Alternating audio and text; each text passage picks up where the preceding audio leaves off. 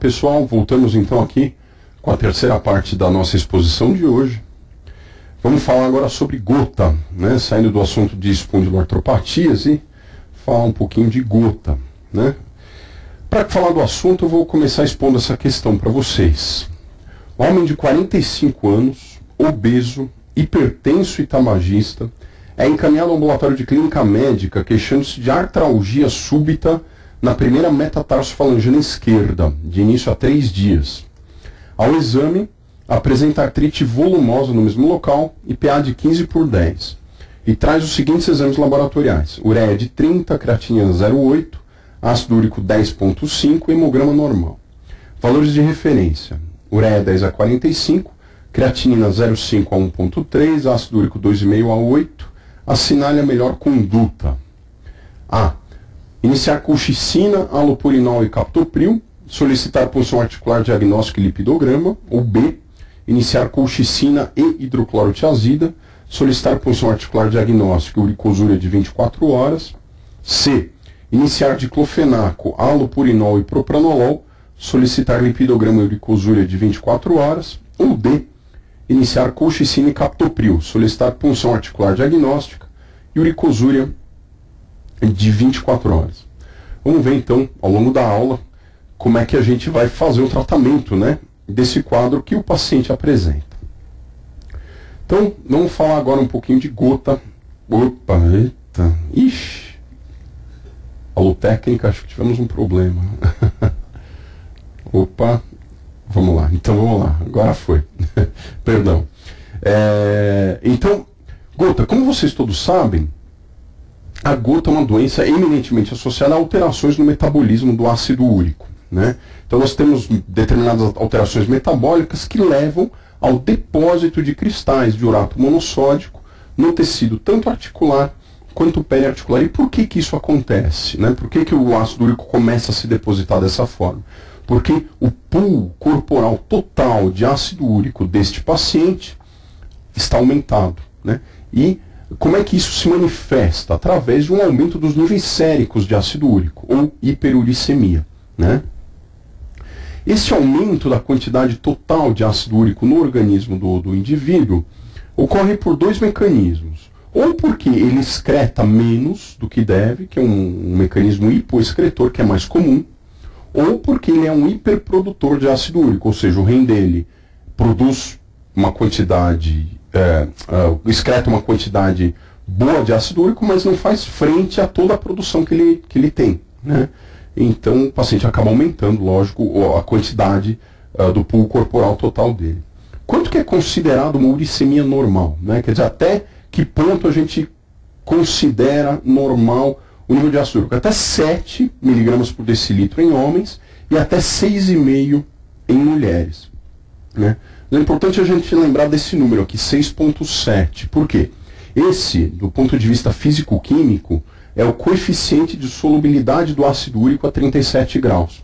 Ou seja, uma solução que tem ácido úrico de 6,7 mg por decilitro para mais é uma solução supersaturada a 37 graus, que é a temperatura do corpo, né? E a partir daí a gente começa a ter uma possibilidade de haver precipitação desses cristais de ácido úrico em tecidos, né? O que é importante da gente lembrar é que hiperuricemia não é sinônimo de gota. Quer dizer, existe uma grande parcela de indivíduos hiperuricêmicos que não desenvolvem sintomas articulares decorrentes disso, ou seja, não tem uma manifestação clínica de gota. Ao final da aula a gente vai ver, será que a gente precisa realmente tratar esses pacientes ou não, ou em que circunstâncias a gente deve fazer isso. A gota predomina em homens, né? Predomínio aí de incidência na 5ª década de vida, né? No sexo masculino, na verdade, a gota pode aparecer em qualquer idade, principalmente nos negros, um pouco mais comum. Nas mulheres, ela é extremamente rara na pré-menopausa. A gente começa a ver uma incidência maior de gota em mulheres somente depois da menopausa, né? Em homens não adultos, né, quer dizer, em crianças e adolescentes, também ela é muito rara. Nessas populações de crianças e adolescentes do sexo masculino e mulheres pré-menopausadas, se houver um quadro de gota, a gente precisa pensar em algum erro inato do metabolismo, alguma deficiência enzimática, tal, ou alguma alteração de enzima que possa provocar esse aumento do pool corporal total de ácido úrico, né? Ou se há alguma causa secundária para isso, como nós vamos ver, né? Mas geralmente é uma doença de homens adultos e mulheres pós-menopausa, né? A prevalência é mais ou menos de 0,7 a 1,4% em homens e de 0,5 a 0,6 em mulheres. E aumenta com a idade, inclusive havendo uma equivalência em termos de prevalência entre os sexos a partir dos 60 anos de idade, né? Quais são os principais fatores de risco para a gente desenvolver a hiperuricemia, lógico, além do próprio metabolismo, né, de cada paciente? Perda de função renal, então pacientes renais crônicos têm mais hiperuricemia, peso elevado, obesidade, hipertensão, síndrome metabólica e etilismo, né? Como nós vamos ver, muitos pacientes com gota ou com hiperuricemia têm um quadro metabólico associado de aumento de resistência à insulina, obesidade, hipertrigliceridemia e assim por diante. É uma associação muito frequente. E o etilismo também por quê? Porque o álcool, ele tanto aumenta a síntese celular de ácido úrico, quanto diminui a sua excreção renal. Então acaba sendo um fator de risco para o paciente desenvolver um aumento dos níveis corporais de ácido úrico, né? Bom, a fisiopatologia da gota. Qual que é o mecanismo básico dessa fisiopatologia? Depende da deposição de cristais de ácido úrico em tecidos em condições de hiperuricemia. Quer dizer, a partir do momento que você tem uma solução supersaturada de ácido úrico, você começa a fazer um depósito tecidual. E estes cristais que estão depositados nos tecidos, por que provocam inflamação?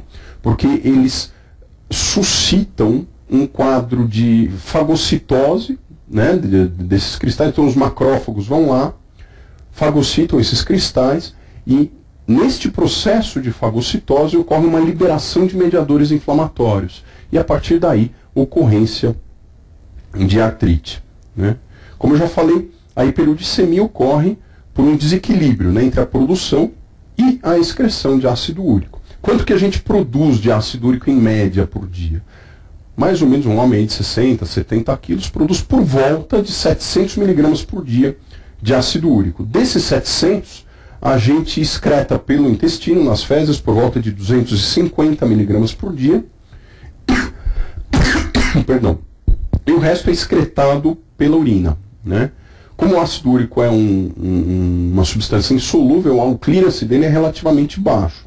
Então, a gente considera uma excreção normal de ácido úrico entre 250 e 600 miligramas por dia. Geralmente isso aqui está em equilíbrio, você consegue manter uma uricemia normal de 4, 5, 6, sem grandes problemas. O clearance normal do ácido úrico é de 4 a 6 ml por minuto. Um clearance bem menor do que o de creatinina. É importante a gente lembrar desses valores quando a gente for falar em hiperprodução ou hipoexcreção de ácido úrico. Então, do ponto de vista fisiopatológico, como eu expliquei para vocês, a hipoexcreção de ácido úrico é o mecanismo mais comum e está presente em 90% dos casos de gota. Quer dizer, a maior parte dos pacientes com gota são hipoexcretores de ácido úrico. Como é que a gente define um paciente hipoexcretor? Quando a uricosúria está abaixo de 300 miligramas por dia, geralmente está abaixo desse valor, mas ela é definida de forma mais fidedigna através do cálculo do clearance, né? Que é aquela forma, concentração urinária vezes o volume sobre concentração plasmática. O hipoexcretor tem um clearance de ácido úrico abaixo de 4 ml por minuto. A gente consegue calcular isso tendo, né, uma uricosúria de 24 horas e o ácido úrico sérico desse paciente, você consegue fazer esse cálculo, né? E que fatores estão associados à hipoexcreção urinária de ácido úrico? Né, um dos mais importantes, como eu já expliquei, é o etilismo, né? Lembrando que ele tem um efeito diretamente renal inibindo a excreção de ácido úrico. Hipertensão está associada. Uma coisa que a gente sempre tem que lembrar, o uso de diuréticos tiazídicos, né? Os tiazídicos, eles são retentores renais de ácido úrico. Então são drogas que a gente deve evitar nos pacientes hiperuricêmicos e mais ainda naqueles que têm gota manifesta, né? Por razões óbvias, né? Algumas drogas podem diminuir a excreção renal de ácido úrico, além dos tiazídicos, né? O AS em baixas doses, que a gente usa com uma certa frequência, né, nessa população, inclusive, que é metabólica. A ciclosporina, então, pacientes transplantados em uso de ciclosporina, muitas vezes você tem manifestação de gota. Pirazinamida e etambutol também são drogas que diminuem essa excreção. Insuficiência renal. Lembrar da intoxicação crônica por chumbo, né, em indivíduos que são encanadores ou que trabalham muito com chumbo, você pode ter uma intoxicação crônica que leva a uma hipoexcreção de ácido úrico, que é chamada gota saturnina, né? E fatores idiopáticos. Muitas vezes o paciente tem hipoexcreção porque tem, né? Isso é um perfil metabólico próprio dele, né? Mesmo na ausência de qualquer um desses outros fatores. E a hiperprodução é um mecanismo menos comum e está presente em 10% dos casos de gota, né? É claro que tudo não é assim 90 e 10, né? A gente tem quadros intermediários onde o paciente também é normoexcretor, quando o clearance dele está entre 4 e 6, né, ml por minuto. No caso do hiperprodutor, a uricosúria está bastante elevada, né, geralmente acima de 600 a 800 miligramas por dia, mas não dá conta de excretar tudo que ele produz, né? Lembrando que em uricosúrias de 800 a 1000 miligramas por dia para cima, a gente começa a aumentar o risco de litíase urinária por ácido úrico, né? Então esses indivíduos hiperprodutores muitas vezes fazem também litíase urinária por cristais. O clearance de ácido úrico calculado está acima de 6 ml por minuto também, né? A hiperprodução, o fator associado mais frequentemente é idiopático mesmo, um perfil do próprio paciente, mas o etilismo também pode ajudar, né? Lembrando que ele aumenta a síntese de ácido úrico tecidual. Erros metabólicos podem estar associados, também inatos, né, como eu já comentei. Doenças linfomielопроliferativas ou doenças de alto turnover, como a psoríase, por exemplo, ou doenças hemolíticas, que levam a uma lesão celular grande e uma produção celular muito aumentada de ácido úrico. Então, nessas condições, né, de psoríase, linfomas e tal, a gente pode ter, inclusive, crises agudas de gota. Deve ser do conhecimento de vocês que pacientes que vão fazer alguma terapia oncológica para esses tumores, muitas vezes fazem uso de inibidores de produção de ácido úrico justamente para tentar evitar a ocorrência de uma hiperprodução muito acentuada de ácido úrico naquele momento. A gente tem 3 graus, vamos dizer assim, de manifestação clínica da gota, né? Nós temos desde quadros de hiperuricemia sintomática, passando pela gota aguda intermitente e chegando na gota tofácea crônica, né? Num contínuo entre essas 3 situações. Quando é que a gente diz que o paciente tem uma hiperuricemia sintomática? Quando ele tem uma uricemia maior ou igual a 6,8, né? Que é aquele limite do coeficiente de solubilidade que eu já falei, na ausência de sintomas articulares. O cara que tem 7, 7,5, 8, 8,5, 9 de ácido úrico, mas nunca fez uma crise de gota na vida. Ele vai fazer ou não? Não sabemos. O que se sabe é que somente 1/4 desses indivíduos hiperuricêmicos assintomáticos vão desenvolver gota em algum momento da vida, né? E é claro, o risco dele desenvolver gota é diretamente proporcional aos níveis séricos. É muito mais provável um cara que tem 11 de ácido úrico vir a fazer uma crise do que um cara que tem 7, né? Então existe essa proporcionalidade.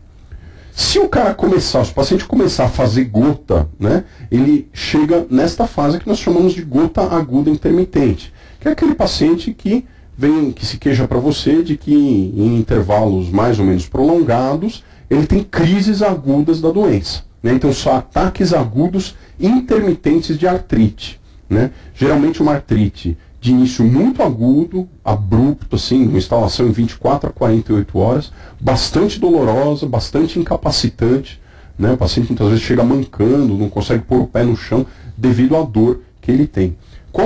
Quais são os sítios mais comumente afetados? Lembrar sempre da podagra, né?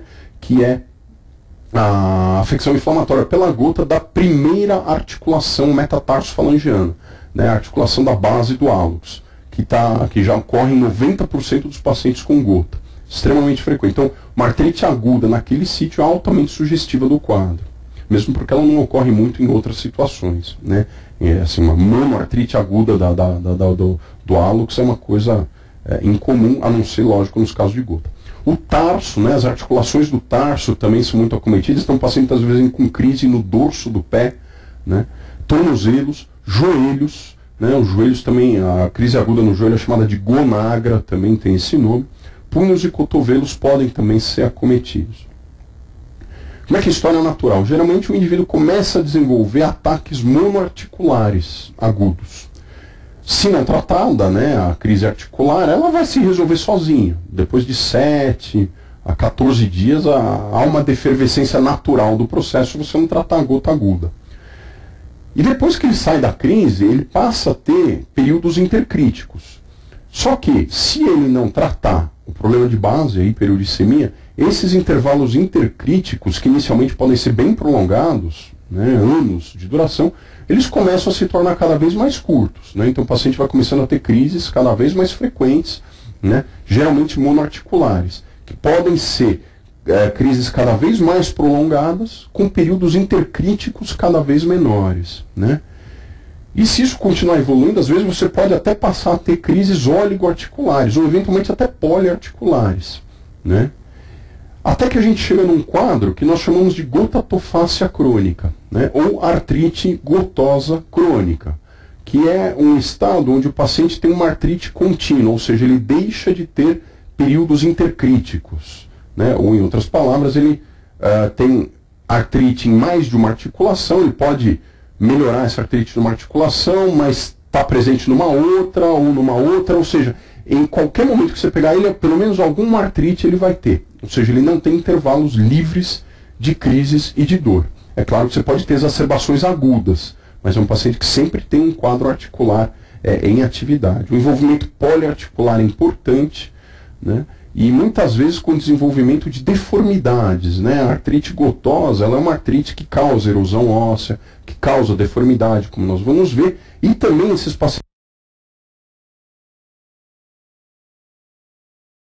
com frequência desenvolvem tofos, né? Que são concreções, pedras, né, de ácido úrico, que se instalam em alguns tecidos, particularmente na pele, né? Onde que a gente costuma ter tofos, né? Nos dedos das mãos, muitas vezes a gente vê, nas hélices do pavilhão auricular, às vezes a gente pode ver também, vocês vão ver depois no slide. As bursas olecranianas são muito frequentemente afetadas, né? Que ficam aqui no cotovelo, muitas vezes você consegue palpar esses tofos ali na bursa, né? Você sente uma areia lá dentro, grãozinhos, né? Ali dentro. Os tendões calcâneos, punhos, joelhos e tornozelos, né? E então a gente chega a ter quadros dessa natureza, né? Por exemplo, aqui uma senhora, né? Uma paciente de sexo feminino com uma artrite gotosa de mãos, né? Inclusive requerendo talvez até um diferencial com uma osteoartrite inflamatória das interfalangianas distais, né? Aqui está um exemplo de acometimento que pode eventualmente confundir e exigir um diagnóstico diferencial mais acurado. Aqui um paciente com uma gota aguda acometendo a primeira interfalangiana, a primeira metatarsofalangiana, né? Aqui no pé e no tornozelo, né? Que é um quadro extremamente comum de se ver. Claro que nós podemos chegar a quadros dramáticos como esses aqui, né? Esses são pacientes cronicamente mal controlados, com hiperuricemias graves, né? E que desenvolvem numerosos tofos gotosos, muitas vezes exulcerados, né? Quando o tofo fistuliza, exulcera, ele libera uma secreção semelhante a uma pasta de dente, né? Uma secreção friável, branca, e já com numerosas deformidades, né? Quer dizer, esse paciente aqui tem um comprometimento funcional extremamente grave, né? Inclusive aqui no cotovelo a gente vê também tofos nas bursas olecranianas, né? Aqui outros tofos, né? Uma bursite olecraniana crônica aqui, se a gente palpar aqui, a gente vai certamente sentir aqueles grãozinhos, né, de ácido úrico ali dentro. Aqui na orelha, né, que é um outro sítio frequente também, vocês veem alguns tofos, alguns deles até exulcerados, também liberando conteúdo. Associações clínicas da gota, né? Ela tem algumas associações clínicas importantes. Então, a gota muitas vezes está associada a doenças renais crônicas, né? Eu quero dizer assim, a própria gota pode causar uma lesão renal em decorrência da hiperuricemia. Então, existem quadros de nefropatias crônicas por urato, né? O paciente vai depositando dentro do tecido renal, né, ali nas papilas renais, enfim, cristais de urato. E você pode ter uma evolução para insuficiência renal progressiva também, pelo próprio ácido úrico. É claro que o inverso também ocorre. O paciente que é renal crônico, ele tem mais ácido úrico e acaba muitas vezes tendo mais gota. Mas o inverso, por sua vez, também pode acontecer. O paciente com hiperuricemia fazer um quadro renal secundário à hiperuricemia. Existem quadros agudos de nefropatia que podem ocorrer, por exemplo, nas síndromes de lise tumoral. Né? Se o paciente tiver uma liberação muito grande, de um pulmão muito grande de ácido úrico, esse ácido úrico acaba sendo filtrado e se deposita nos túbulos renais. Então causa uma nefropatia aguda com perda aguda de função renal por conta de lise tumoral. E lembrar que 10 a 25% dos pacientes com gota acabam fazendo nefrolitíase, né? Por conta da excreção urinária de ácido úrico. Hipertensão frequentemente presente nos pacientes com gota, dislipidemia também, principalmente hipertrigliceridemia com HDL baixo, né? É um tipo de dislipidemia que a gente costuma encontrar com uma certa frequência nos pacientes com gota. E obesidade, a síndrome metabólica, que eu já comentei com vocês. Então, o padrão é sempre, né, com frequência, encontrar aquele paciente mais gordo, com resistência à insulina, levemente hipertenso, ou mesmo diabético, com dislipidemia, um risco cardiovascular mais elevado, mais aumentado.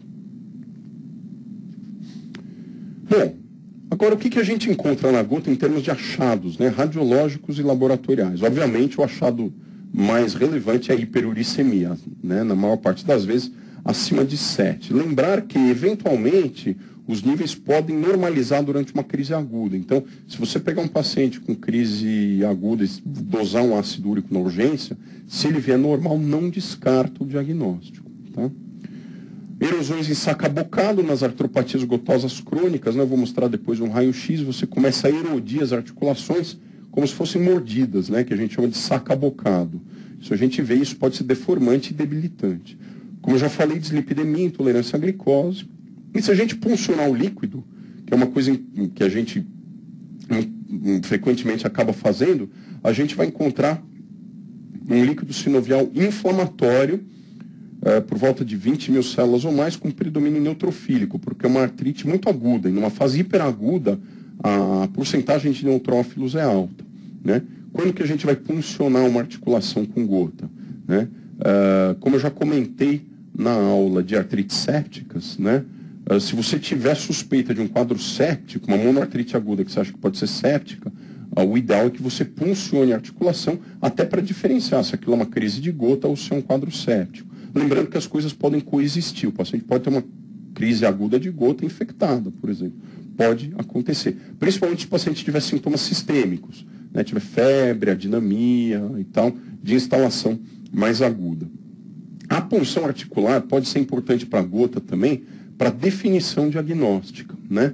Porque a gente consegue definir gota se você encontrar cristais no líquido sinovial com características de ácido úrico. Então, se você puncionar aquele líquido e mandar para pesquisa de cristais, e o paciente tiver gota, o que você vai ver? Cristais em forma de agulha com birrefringência negativa na microscopia de luz polarizada. Isso aqui é o que vai definir o seu diagnóstico de gota. Não que seja absolutamente obrigatório você puncionar para fazer o diagnóstico, né? Mas a confirmação vem daí. É claro que um paciente que te conta que já teve 10 crises no dedão do pé, 3 crises no joelho, e vem com ácido úrico de 11, você não vai precisar puncionar para ter o diagnóstico, né?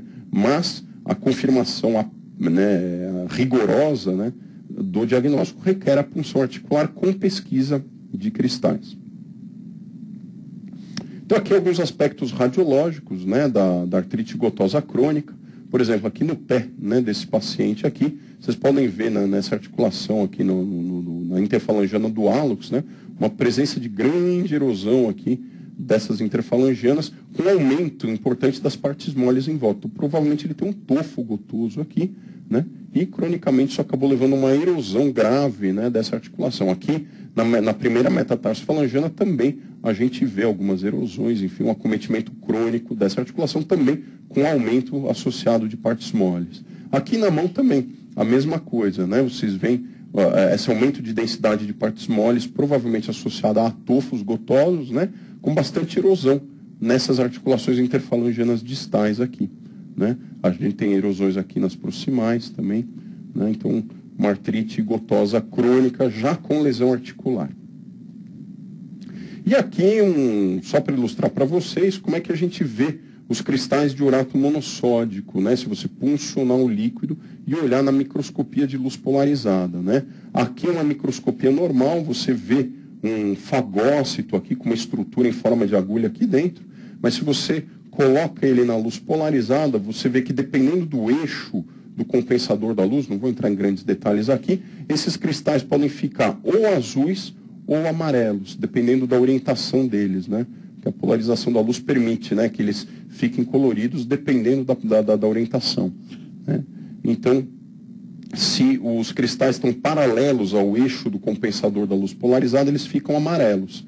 Se eles estão perpendiculares, eles ficam azuis, né? Isso aqui é o aspecto, né, que a gente vê na microscopia de luz polarizada, e este aspecto é chamado de birrefringência negativa. É importante vocês guardarem isso, que às vezes os caras gostam de perguntar em prova. Cristais em forma de agulha com birrefringência negativa, né? Guardar esse termo é importante. Então vamos chegar no tratamento, né, da gota. O que a gente faz no tratamento da gota? A gente tem 3 momentos aqui que a gente tem que apreciar. Qual o tratamento da crise aguda, quer dizer, o que você vai fazer para aquele paciente numa fase mais aguda? Como é que você vai tratar a hiperuricemia em si para fazer a profilaxia de novas crises e evitar, lógico, esse desenvolvimento todo que a gente viu? E o que nós vamos fazer com pacientes hiperuricêmicos assintomáticos. Muito bem, então crise aguda de gota. Quais são as drogas de escolha para a gente propor para o paciente que chega com uma crise aguda de gota, né? São os anti-inflamatórios não hormonais. Ainda são a droga de escolha, desde que não haja contraindicações ao seu uso, né? É importante a gente frisar que esses pacientes com gota muitas vezes têm comorbidades, né?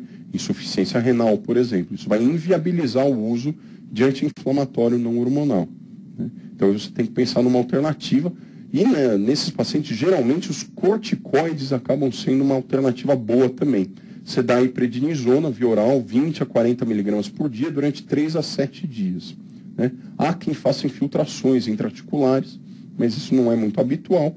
E corticoides de depósito intramuscular também ajudam bastante. Então, a gente tem no mercado várias formulações de corticoide de depósito. Você faz uma dose única, né? Você mantém um nível adequado de corticoide durante alguns dias e você acaba melhorando a crise sem ter que usar por via oral.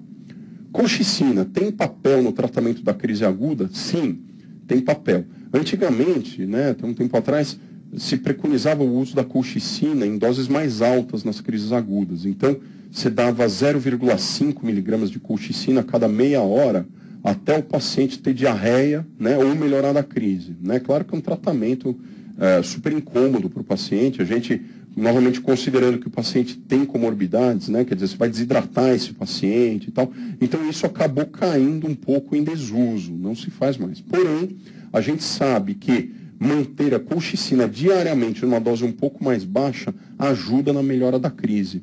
Então, muitas vezes, quando você dispensa o paciente ou com corticoide ou com anti-inflamatório para casa, você dá um pouco de colchicina junto, né? Por exemplo, um comprimido de 0,5 miligrama a cada 12 ou a cada 8 horas, até a melhora da crise, né? Geralmente ele não tem um efeito colateral importante de diarreia e isso ajuda a melhorar a crise aguda que ele tem. Existem algumas drogas anti-interleucina 1, né, que podem ser utilizadas também, mas são de custo extremamente elevado, né? O anakinra a gente não tem no Brasil, mas nós temos o canakinumab, que é um outro anticorpo monoclonal anti-interleucina 1, né, de custo muito elevado, que também pode ser usado para crise aguda, mas eu, pessoalmente, nunca usei, nunca vi ser usado para essa finalidade, a não ser aqueles pacientes gotosos crônicos, né, com gota tofácea crônica, atividade articular muito importante. Mas numa crise aguda normal de pronto-socorro aí que a gente encontra na vida, claro que não vai ser por aí que a gente vai tratar. Dado extremamente importante que eu quero frisar e pedir que vocês memorizem. Na vigência de uma crise aguda, a gente não deve nem iniciar, nem suspender, nem alterar doses de medicações de base para o tratamento da hiperuricemia, né? Então, se o paciente não está tomando nenhum tratamento para o ácido úrico, não vai ser o momento de você dar uma droga. Se ele já está usando, não mexa na dose. deixa lá ele usando naquela dose. Depois que ele sair da crise, aí a gente vai fazer o manejo disso, seja introduzindo ou alterando a dose do que ele estiver usando. Por que isso? Porque isso pode provocar um desequilíbrio físico-químico, né, entre o ácido úrico sérico e o tecidual. E isso pode levar a uma dificuldade na resolução da crise. A crise pode ficar bem mais prolongada. Então, é recomendável que numa crise aguda você não mexa em nada, e aí depois, quando o paciente sair da crise, 1, 2, 3 semanas depois, aí você faz as modificações no tratamento de base que forem necessárias. Tá? Isso é importante, eles também gostam de perguntar em prova. Sugiro que vocês memorizem isso com atenção. Bom, profilaxia de novas crises. Então, você tratou a crise aguda, o paciente saiu de crise, está lá em casa, tranquilo, sem dor. Né? O que a gente tem que orientar para esse paciente? Questão dietética. Questão dietética é uma coisa importante. Né?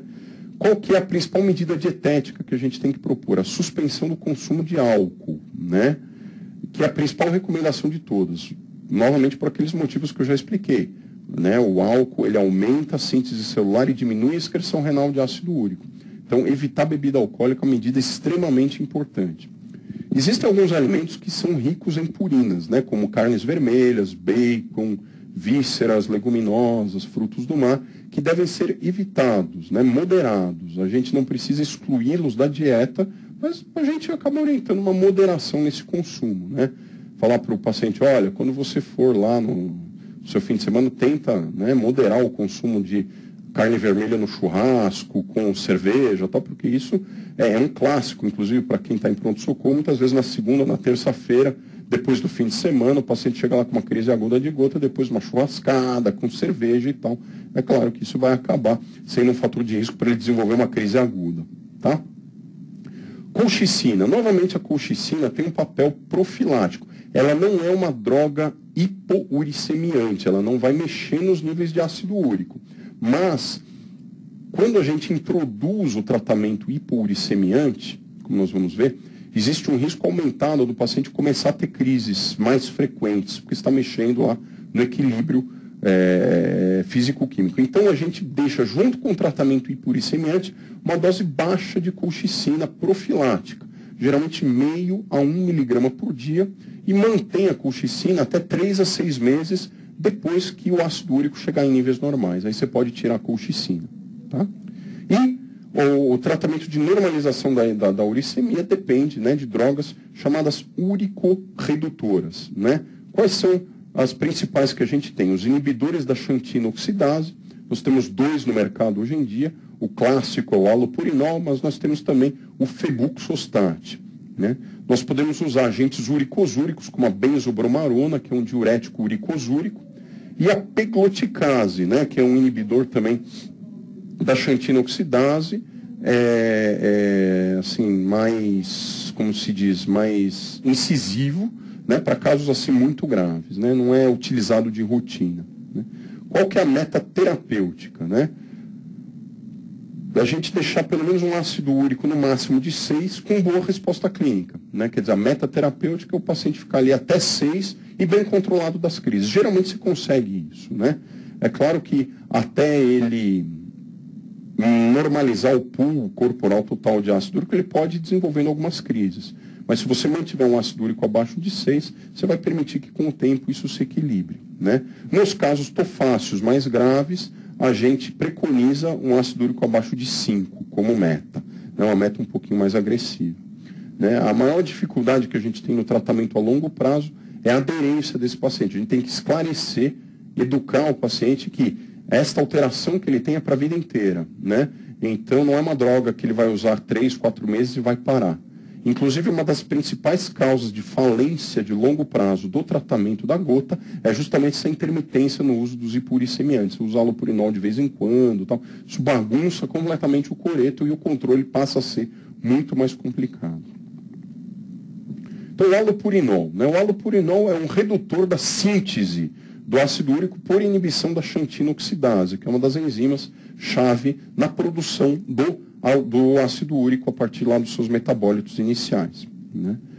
Quando a gente vai dar o halopurinol, a gente começa com uma dose inicial baixa, né, justamente para a gente ir induzindo, né, um controle mais gradual para que o paciente não tenha muita crise de gota nesse momento.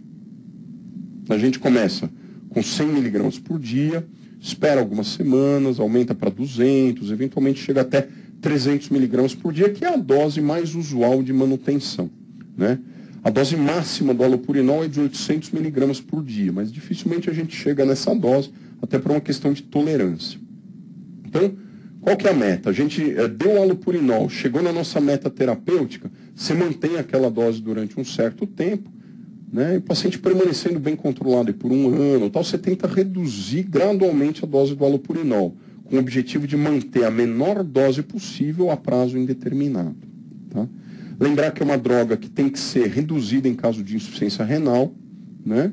E que pode ter sim um perfil tóxico, né? Alguns pacientes fazem quadros hematológicos, né? de mielopatia, como é que se diz, de pancitopenia, toxicidade hepática e em reações de hipersensibilidade cutânea, né? Que é muito frequente, né? Rash, febre, eosinofilia muito frequente. Assim, quando o paciente tem um quadro de toxicidade pelo halopurinol, é um dos quadros mais comuns que tem, né? Inclusive pode até desencadear aquela DRESS, né? Aquela síndrome de hipersensibilidade cutânea com eosinofilia, né? Importante lembrar que alguns pacientes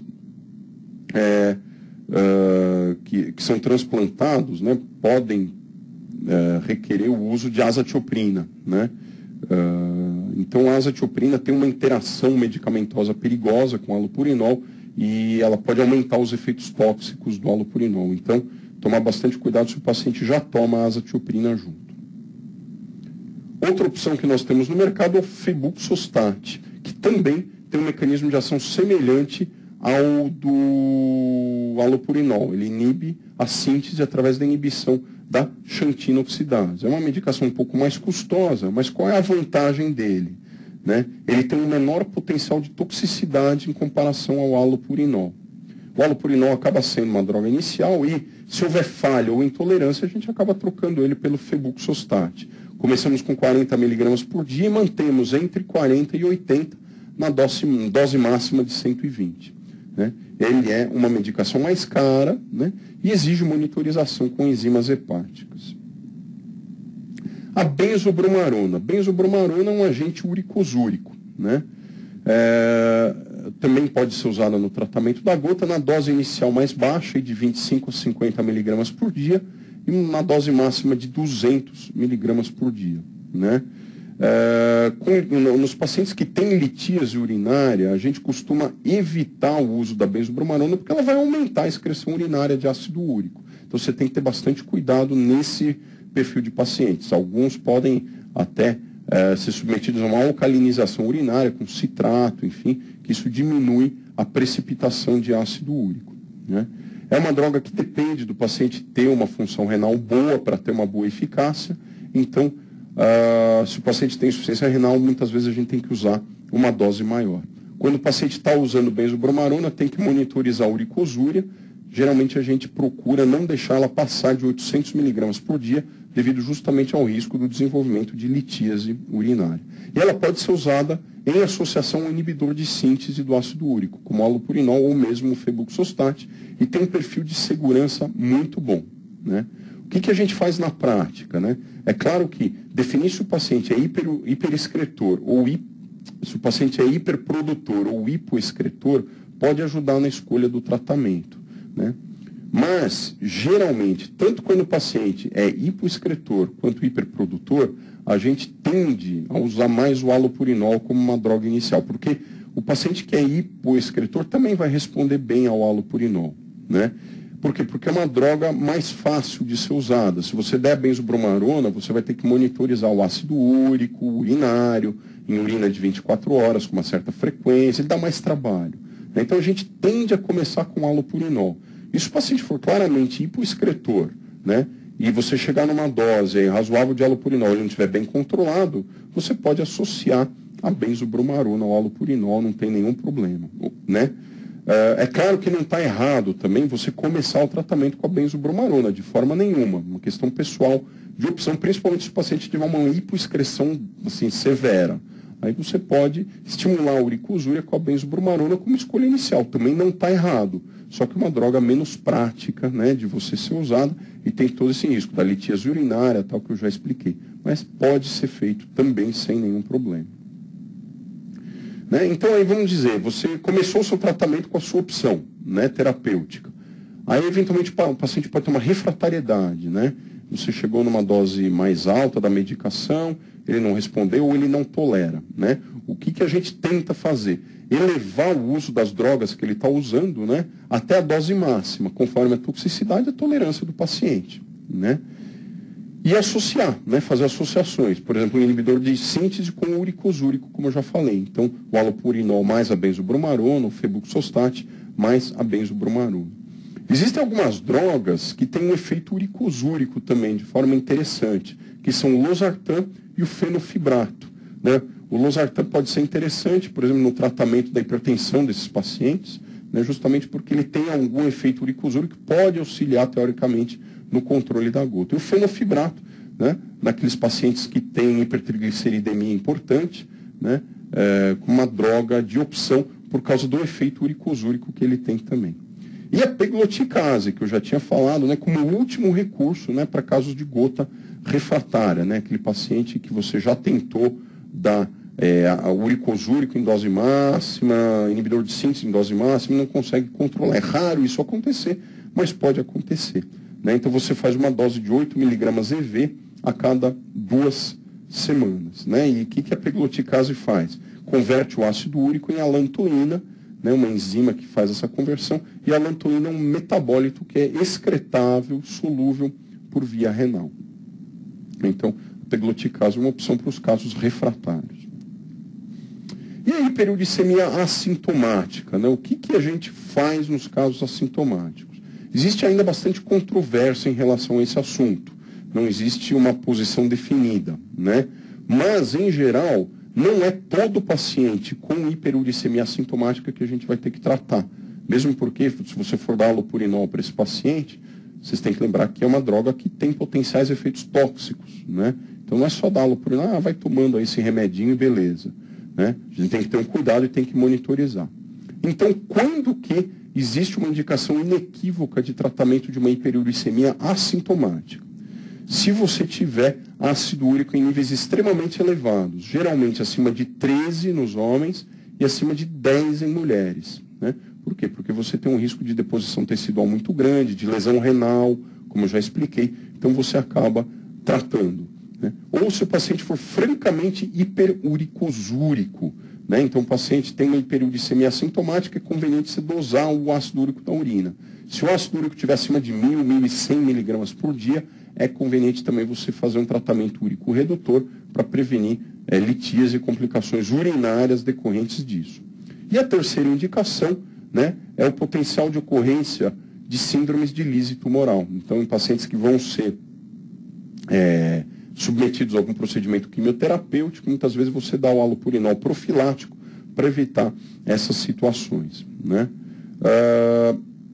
Por que alguns experts recomendam ser um pouco mais liberais neste tratamento? Né? Porque a hiperuricemia pode se correlacionar com o aumento da resistência vascular e a redução do fluxo sanguíneo renal. Então, muitos nefrologistas acabam sendo um pouquinho mais liberais no tratamento da hiperuricemia.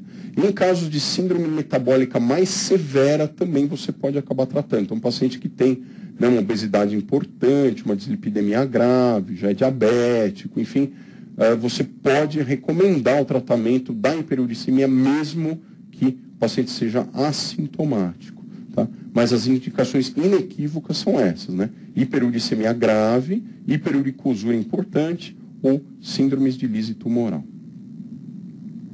Muito bem. Então vamos colocar aqui nessa parte final da nossa exposição algumas questões sobre o assunto. Essa é aquela mesma questão que eu coloquei no início da aula. Vou reler.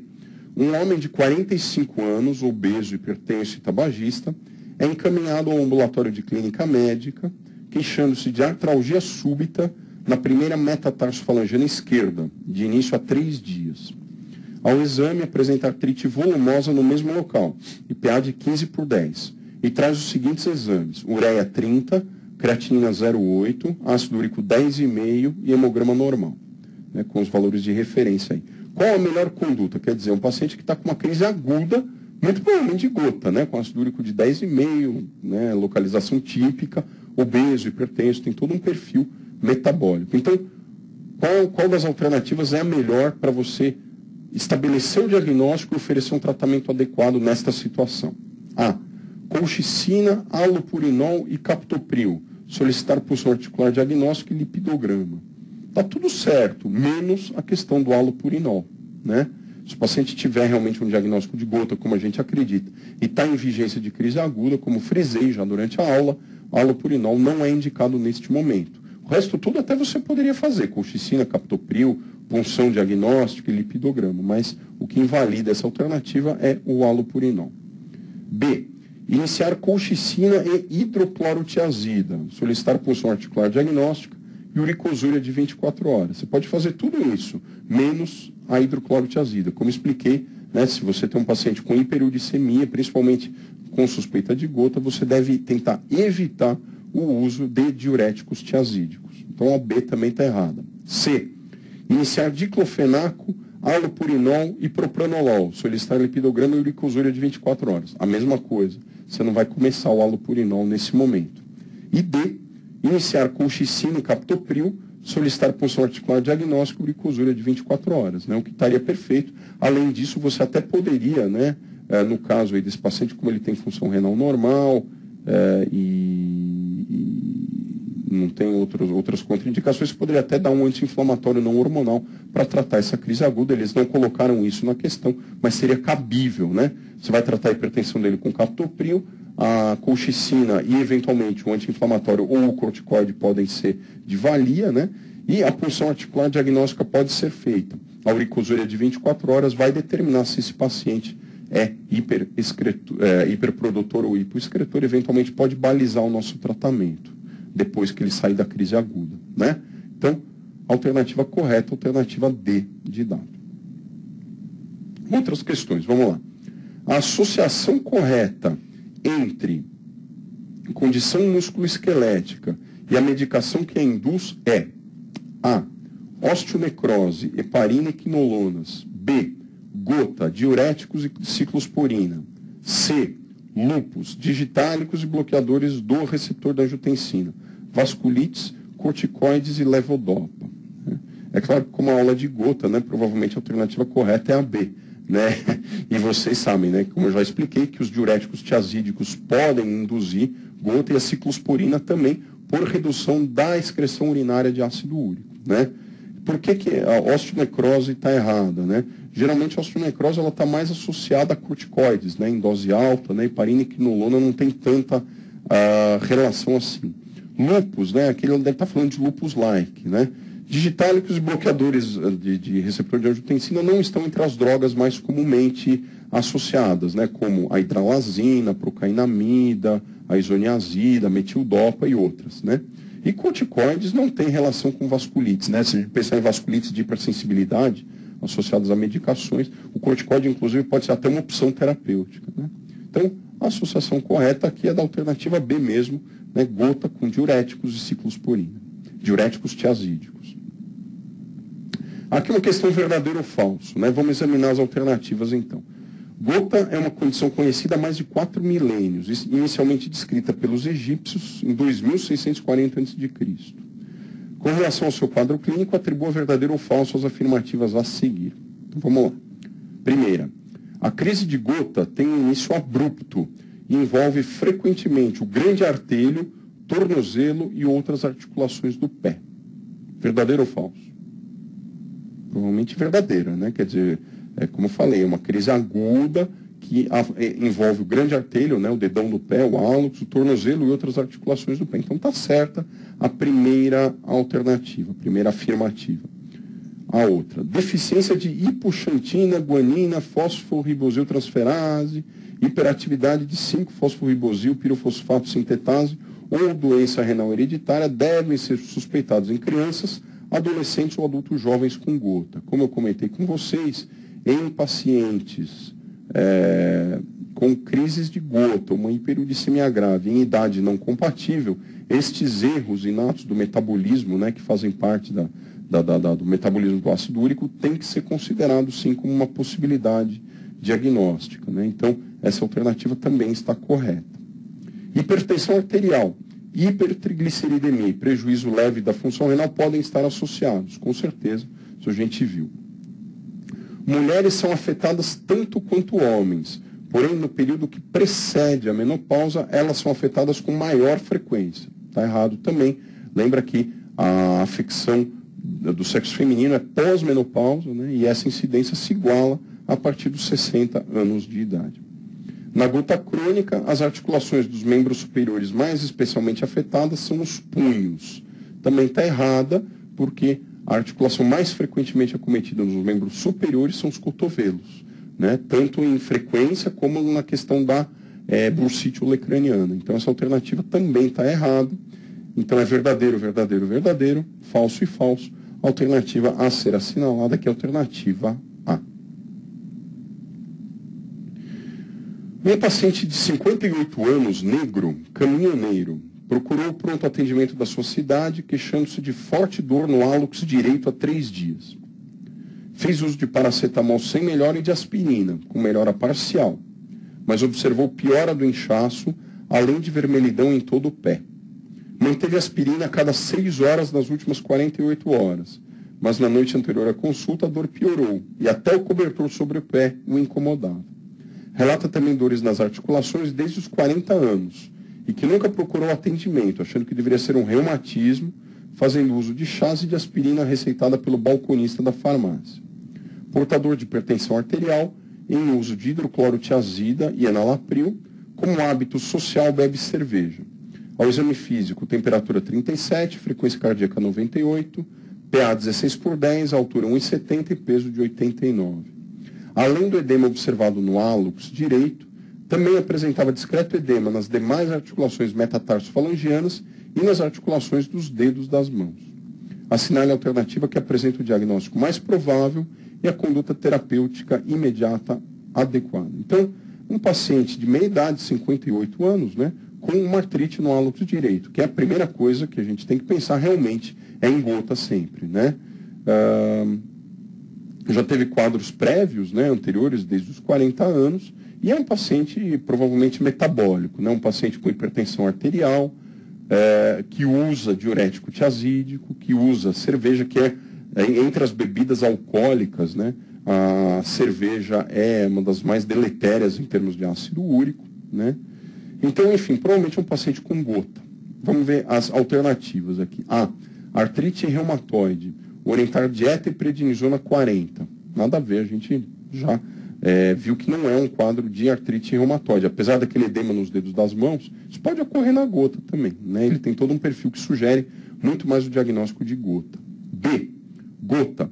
Orientar dieta, mais allopurinol, mais naproxeno, mais troca do esquema antihipertensivo. C. Gota. Orientar dieta, naproxeno e aumentar os antihipertensivos. D. Gota. Orientar dieta, indometacina e troca do esquema antihipertensivo.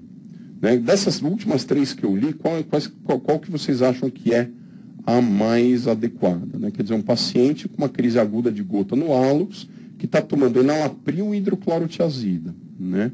Vocês acham correto iniciar o allopurinol nesse momento? Não, né? Como eu já frisei, a gente não deve iniciar nesse momento, né?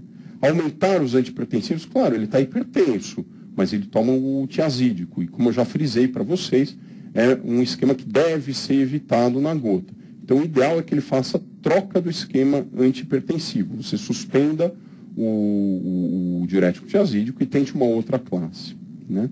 E ele fala em pseudogota, né? Orientar a dieta, indometacina e aumentar os antihipertensivos. Vou fazer só um comentário breve a respeito dessa questão da pseudogota, que não é motivo da aula, mas que é uma doença que, como o próprio nome diz, pode eventualmente mimetizar uma apresentação clínica de gota. A pseudogota também é uma doença, uma artropatia induzida por cristais, né? Só que os cristais aqui não são de ácido úrico, são cristais de pirofosfato de cálcio, que também podem se depositar em articulações e produzir quadros de mono ou oligoartrites agudas, né? Mas o ácido úrico do indivíduo é normal e na punção articular os cristais são totalmente diferentes, né? São cristais de refringência positiva, tal, que não tem nada a ver com ácido úrico, né? Então, a pseudogota é uma doença que pode ter uma apresentação clínica relativamente semelhante, mas que não tem essa característica de ficar dando podagra com tanta frequência ou com quadros metabólicos assim mais importantes. Então, nessa questão, a alternativa mais adequada é a D mesmo, né? Um diagnóstico de gota, orientar dieta, indometacina e troca do esquema antihipertensivo. Muito bem. É o que eu tinha a falar a respeito de gota. Eu não sei se chegou alguma dúvida via internet agora, mas eu acredito que não. Eu fico à disposição de vocês para responder essas perguntas pela internet, tá bom? Então, agradeço hoje a atenção de vocês, obrigado pela presença, pela companhia, espero que a gente tenha sido claro aí na exposição, né?